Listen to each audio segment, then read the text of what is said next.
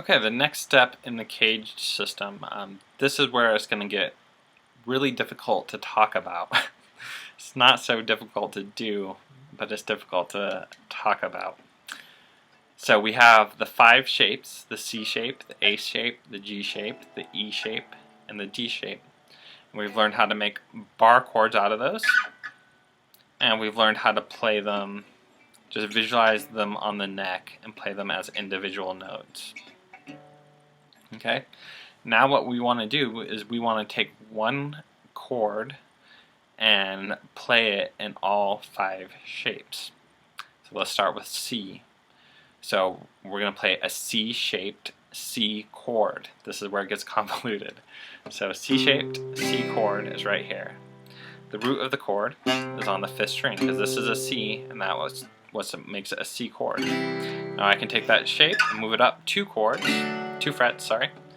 And now on this 5th string is a D. So now this is a C-shaped D chord.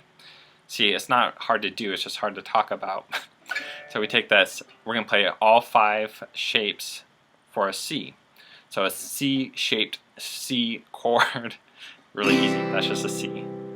Now we're going to do an A-shaped C chord. Okay, so the root of A is on the 5th string, so we need to move this up so the root of the chord is a C, which is on the 3rd fret of the 5th string. Okay, so now this is an A-shaped C chord, and if you haven't learned the notes on the neck of the guitar yet, this might be a little hard for you because I'm just going to be grabbing these pretty quickly.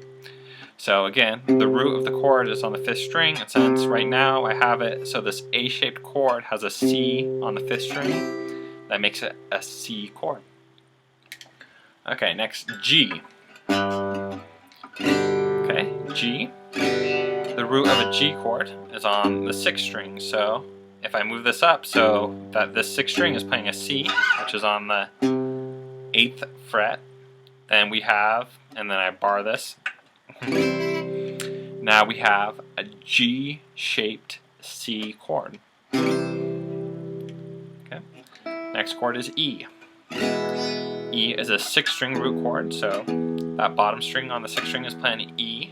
So if we move this up, so that bottom string is playing a C, that is an E-shaped C chord. And last of all is D. The root of the D is on the 4th string, so on that 4th string I'm playing a D, that's what makes this a D. If I moved it up, so on the 4th string I'm playing a C, which is way up here on the 10th fret. Now it is a D-shaped C chord. Okay, as you can see, not so hard to do, it's just hard to talk about because we're talking about a shape of a chord and then the actual, what the chord is based on what the root is playing.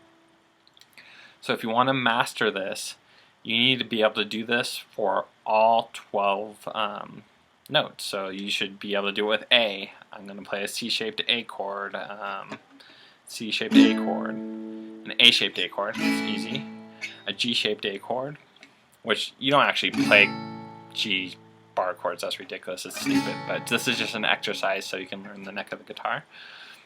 And what is that, G, and then I want to play an E-shaped A chord, and then I want to play a D-shaped A chord.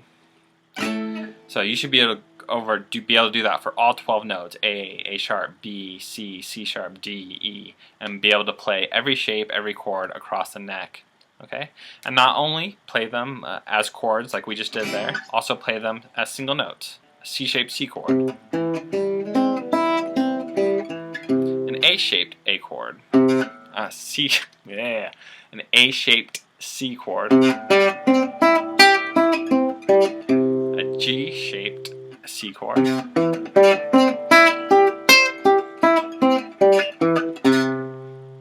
an E-shaped C chord,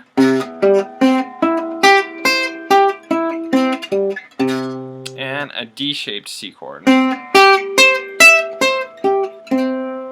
you want to add the 5th, that's back there. Lot to work on. Again, this is a very comprehensive system of learning the neck of the guitar fluidly inside and out. So don't think you're going to get it overnight if this is new to you. If you've been playing guitar for a long time, you might be able to do this fairly quickly. But if you're on more of the intermediate beginner level, this is a lot of work and it's going to take you some time. So go back to the videos, watch them again, have fun with it. We still have a few more steps to go.